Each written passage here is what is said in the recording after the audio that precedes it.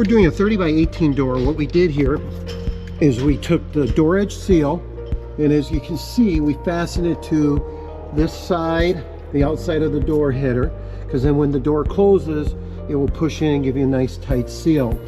What we also did, just because we had a lift that was interesting to use today, how we tighten this is we actually took a screw.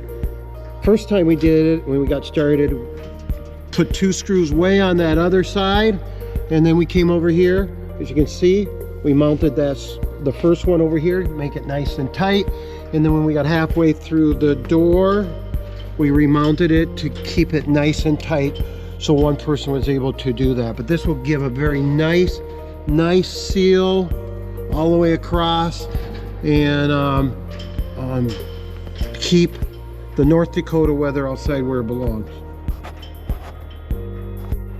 Okay, let me show you what we did. Is we used the 1.25" DoorEdge seal, and we ran this all the way down the 30 foot.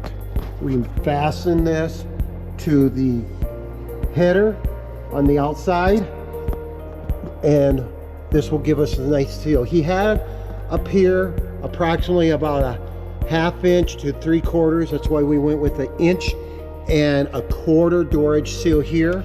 So let's close the door and I'll show you how nice and tight this is. See? Very nice and tight all the way across. And that's how we used the 1.25" on this 30 by 18 bifold door to seal the top.